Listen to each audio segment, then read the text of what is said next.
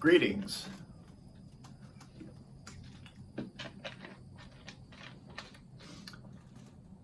I'm sure you were all wondering where I was.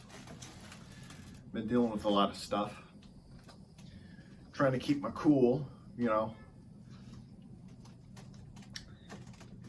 And I want to talk to you guys today about politics and the state of the country. Very fun. I have decided, after watching the debate, that in spite of President Biden's amazing, awe-inspiring, emotional, and heartfelt performance, that I would be voting for the Republican candidate. In spite of the fact that he's a Nazi and a fascist. At least that's what CNN and MSNBC told me to think. I'm a very loyal sheep. I don't think for myself.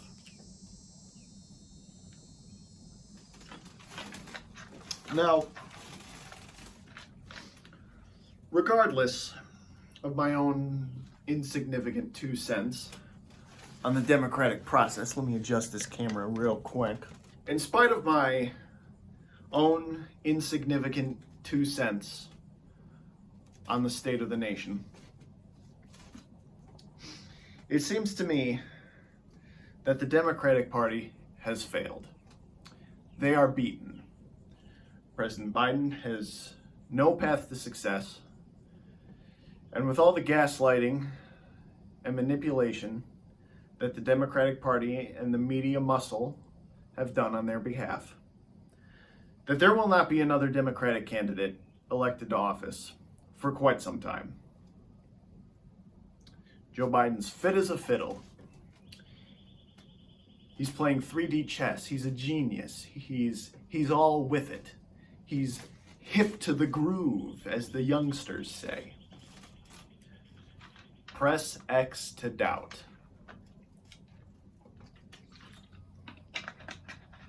Don't mind me.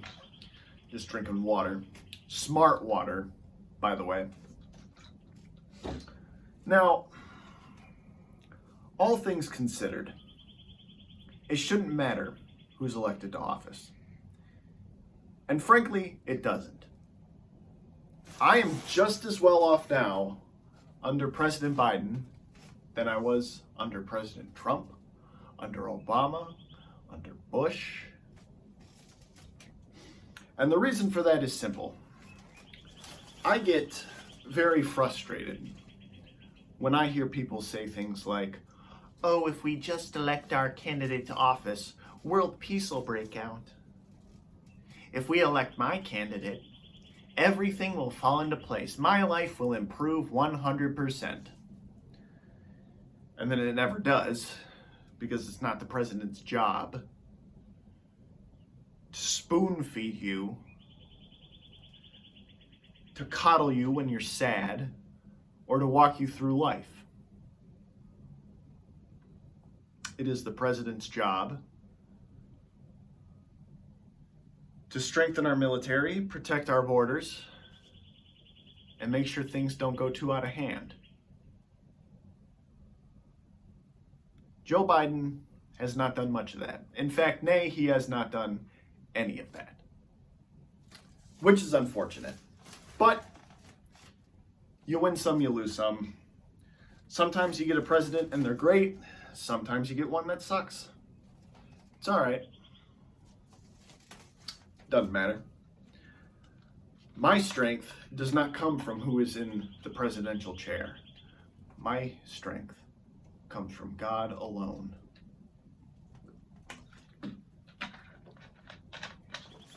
Now,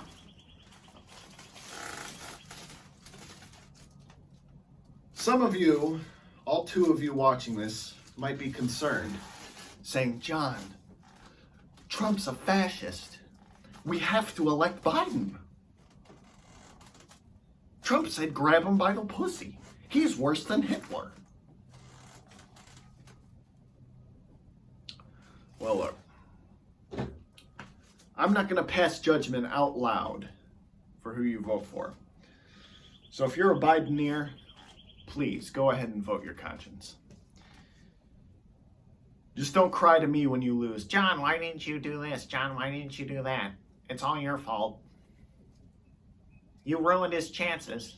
It had nothing to do with him being a horrible candidate. It's all your fault.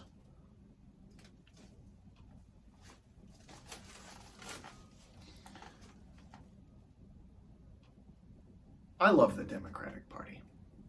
The Democratic Party, the party of liberty, the party of the pursuit of happiness, the party of grace and elegance.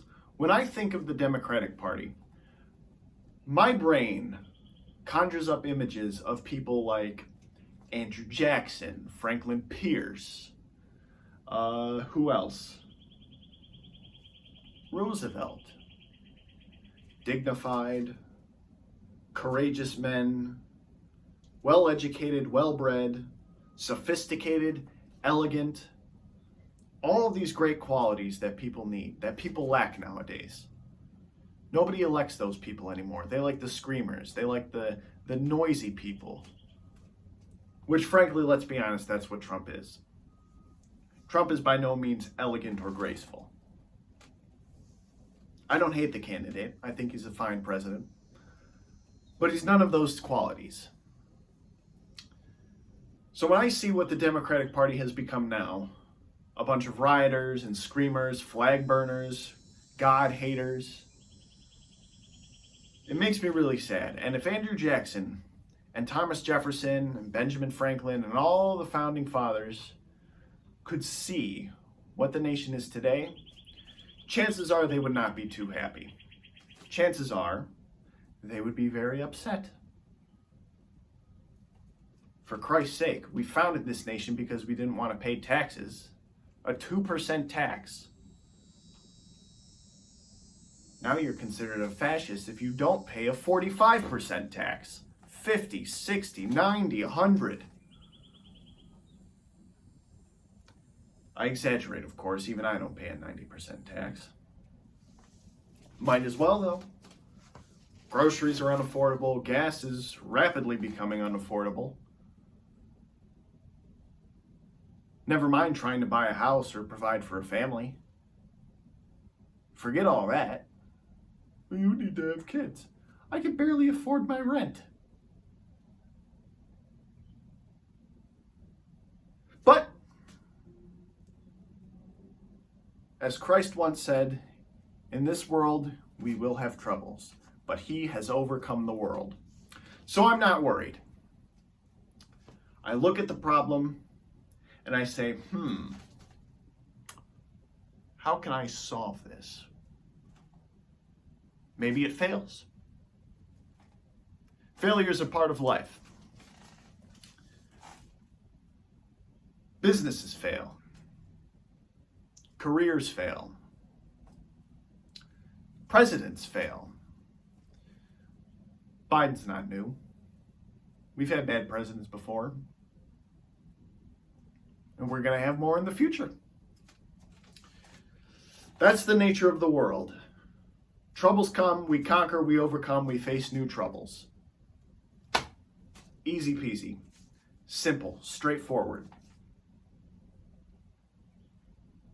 Which is why you need to go to church and find God.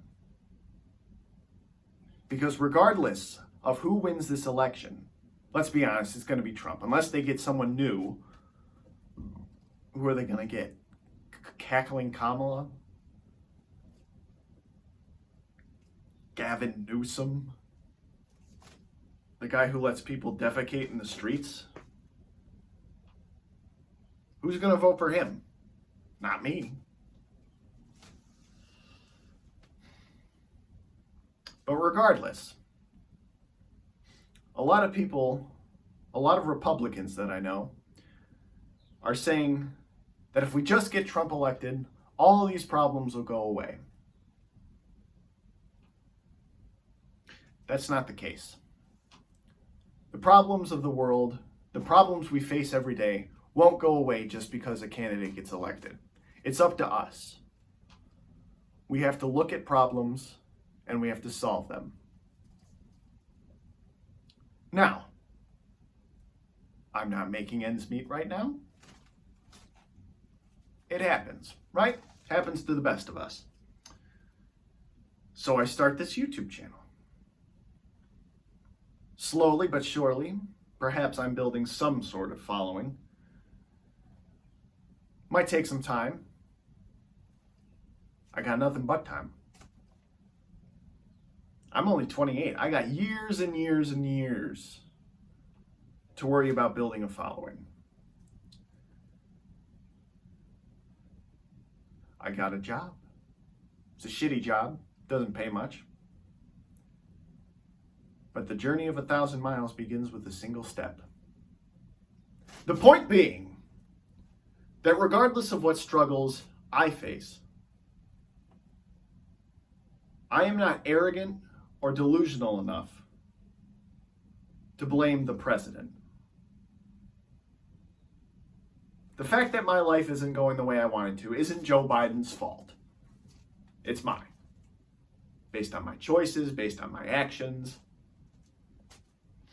What are you going to do? That's in the past.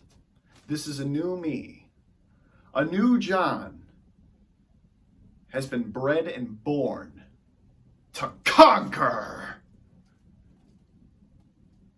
And boy, will I.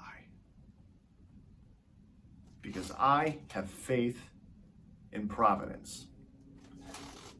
God himself is watching over me. And he's watching over all of you. What are you going to show him? Are you going to show him someone who sits and cries, oh, Trump is a fascist? Oh. Or are you going to show him someone who perseveres through turbulence, who pushes through the smoke and ash and dust and conquers your troubles? What are you going to show him? Are you going to be like all these naysayers and criers, whining about, oh, Trump's a threat to democracy? Or are you going to say, I don't give a shit. I got stuff to do. I got money to make. I got people to meet. I got things to do, people to see, places to go. I don't have time to sit down and cry. So life sucks. What's the big deal? If life didn't suck, I wouldn't need to change. If life didn't suck, I wouldn't have a goal to overcome.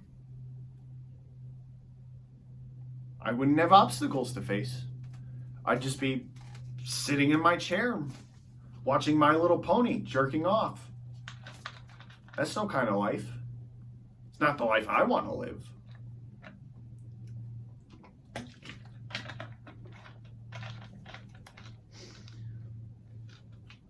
I won't get into gratitude because I'm saving that for my series.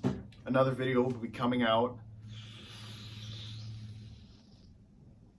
next week, probably post two or three, because I didn't post much this week. I was awfully depressed.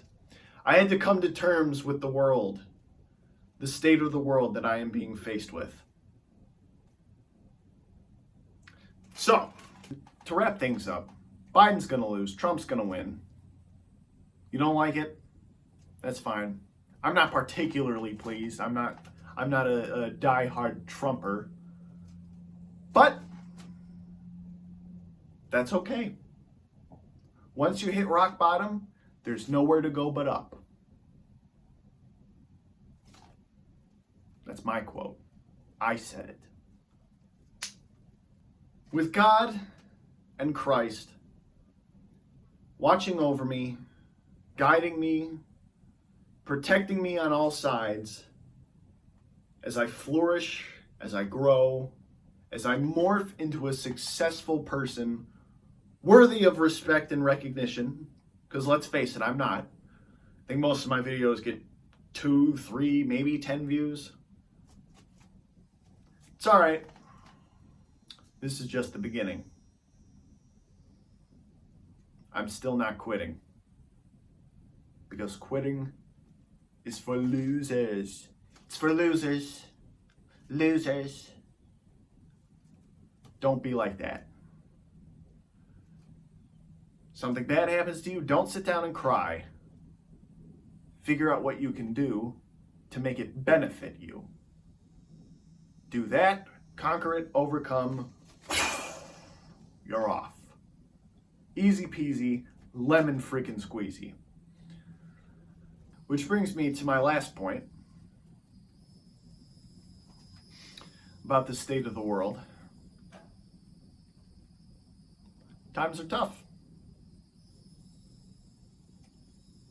I'm not in a great situation. I don't have hundreds of thousands of dollars that I can do whatever I want with. Maybe someday, God willing. And don't forget to like and subscribe. So,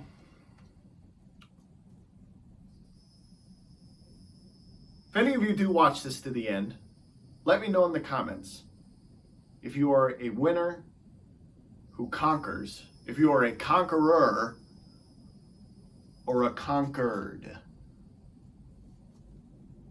Let me know. I genuinely am curious as to how many people out there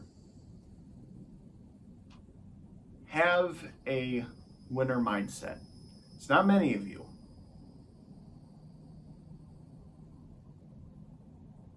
But there must be at least one. Somebody. One person out there in the universe, besides me, who says, you know what? That's right. Sitting and crying won't make my problems go away. Interesting.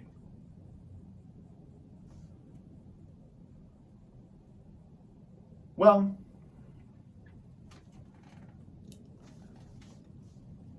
we'll just see where the road takes us. I just joined a gym, so no more crappy push-up videos in my condo.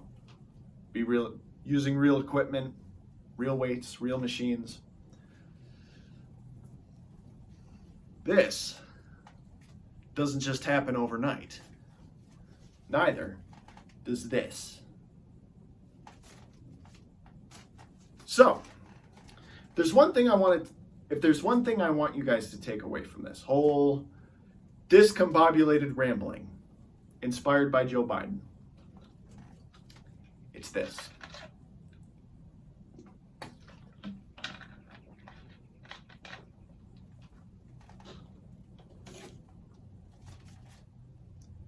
No quitting, no crying, no pissing, no bitching, no moaning, no whining. Be a man, face your problems, conquer them. Get strong, go to church, maybe get rich. Do what you can do. Do what you can do. But do what you can't do. As the great Master Shifu once said, if you only do what you can do, you will never be more than what you are. And that's beautiful. Guys, thank you so much for watching. Talk to you later.